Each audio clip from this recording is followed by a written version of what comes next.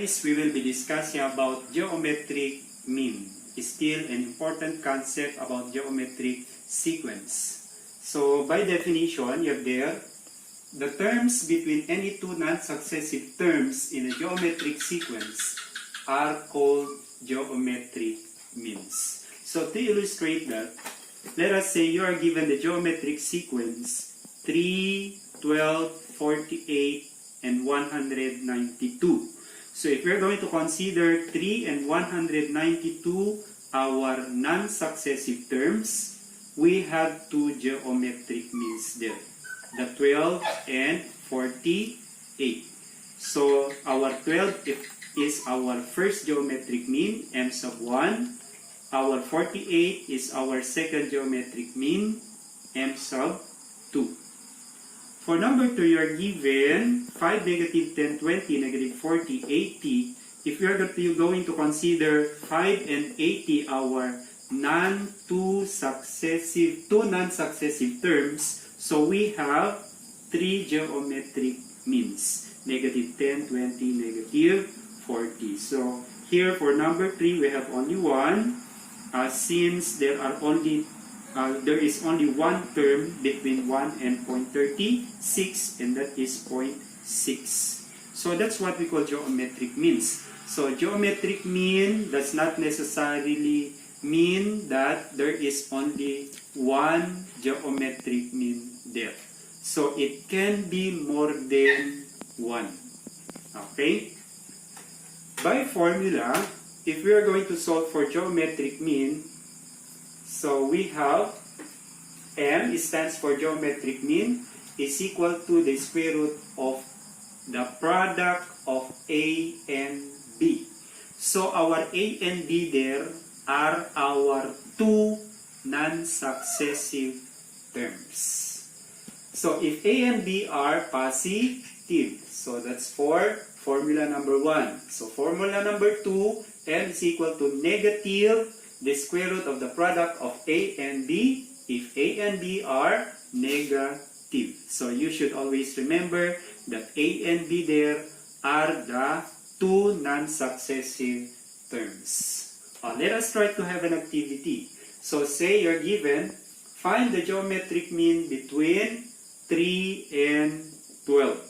Okay, so 3 and 12. So by formula, you have there, m is equal to the square root of the product of 3 and 12, which is 36. So square root of 36 is 6. So that's now our geometric mean. So the terms now are 3, 6, 12. So you can check whether these numbers form a geometric sequence. How? By simply getting the common ratio. How to get the common ratio? We have 6 divided by 3, that's 2. 12 divided by 6, it is still 2. So we do have a common ratio. So therefore, it's really a geometric sequence. Okay, for letter B, I will leave that as your own exercise. So with letter D, let's try to answer letter C. So for letter C, you have m is equal to the negative square root of the product of negative 4x cubed and negative x cubed. So that is simply equal to the negative square root of 4x raised to 6. So the square root of 4 is 2. The square root of x raised to 6 is x raised to 3. So therefore, the geometric mean is negative 2x cubed. So we have negative 4x cubed, negative 2x cubed, negative x cubed. So if you are going to get the ratio, then the ratio will be the same. So there is a common ratio. So it is a geometric sequence. Okay? So hope you can still follow. Now, let us try to consider problems. Now, so say problem number 2. insert two geometric means between 3 and 192. Look, if we are going to compare it with number 1, problems under number 1 are easy to solve since we are looking only one geometric mean. But for problem number 2, we are to look or to solve for two geometric means. So, how shall we solve for that? Okay. So, insert two geometric means between 3 and 192. So, this is number 2. Okay. So, we have 3 there. Okay. So, we have 192. So, we have to insert two geometric means. Your m sub 1 and your m sub 2. So in this case, we cannot proceed using the formula. Now, so the very first thing for us to do is we are going to solve for your common ratio. How? That is considering the formula under solving for the nth term under geometric sequence. So that is a sub n is equal to a sub 1 times r raised to n minus 1.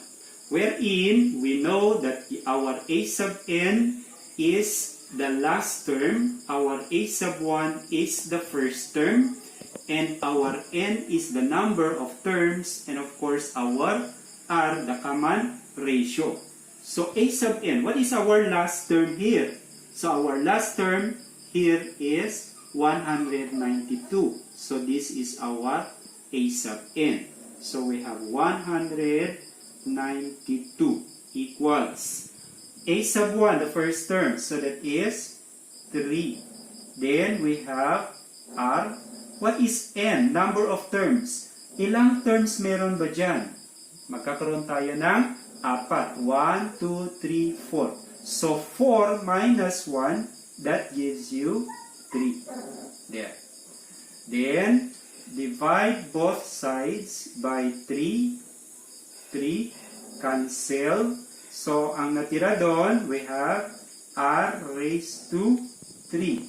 And what is 192 divided by 3? That gives you 64. There. To solve for r, we can extract the cube root of both. Cube root of r cube, that is simply r, and the cube root of 64, that is simply 4. Or, your 64 can be expressed into exponential expression. What could be the base of this having an exponent of 3 to get 64? Yun, 4 siya. No? So, r is 4. So, we have now the ratio, which is 4. So, we can now make use of the common ratio to get the terms. No? So, dun sa discussion natin last time about getting the nth term under geometric sequence, minumultiply lang natin yung common ratio to the term to get the next term, to the preceding term to get the next term. So to get your m sub 1, so that is simply 4 times 3, which is 12. Yeah. Then to get your m sub 2, 4 times 12, that is simply 48. 48 ba? Yes. Yeah? Then 48 times 4, there you will get 192. So that's how we solve. No? Okay. So let us try to consider example number 3. Insert 3 geometric means between 3 and 48. So ito, magiging madali siya. No? So this is number 3. Okay, insert 3 geometric means. So we have 3 Okay, first geometric mean, second geometric mean, third geometric mean, then yung 48 natin. Okay. Yan. Na? Teka, dito ko na lang sulat para mas intindihan. So this is number 3. So you have 3 first mean. Okay. Then you have 48. Na? So this is our first geometric mean, our second geometric mean, our third geometric mean. So here we can make use of the formula. Why? Because take a look at your second geometric mean, your m sub 2. Your m sub 2 can be solved using the formula. So that is simply the square root of the product of 3 and 48. So we have the square root of 3 times 48. There. So what is 3 times 48? So 3 times 48 is simply 144. And what is the square root of 144? That is 12. So ito, your m sub 2 is equal to 12. So magiging madali na for your m sub 1 and m sub 3. Your m sub 1, that is simply the square root of the product of 3 and 12. And your m sub 3 is simply the square root of the product of 12 and 48.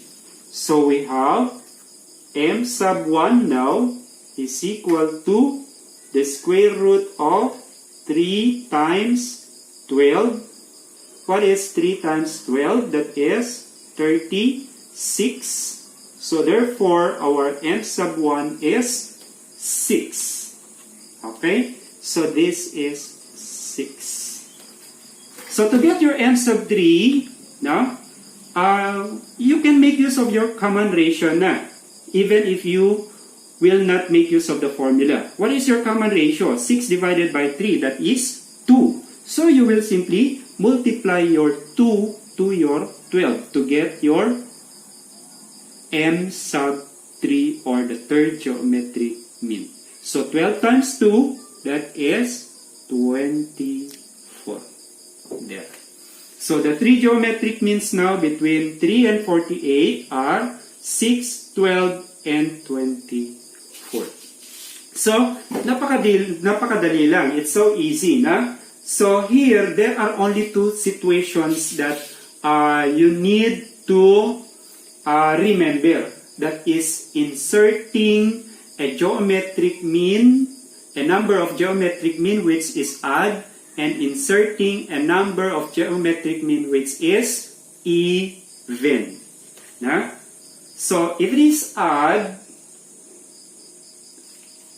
okay, so magiging madali because you will only make use of the formula.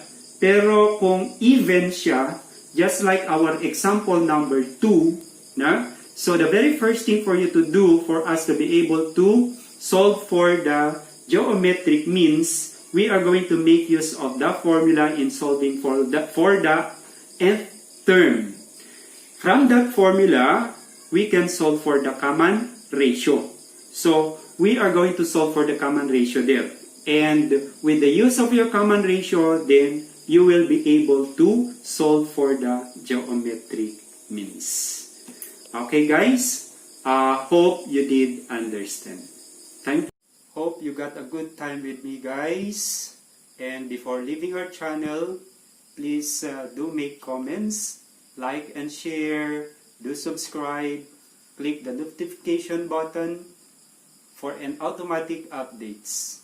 Hugs and kisses.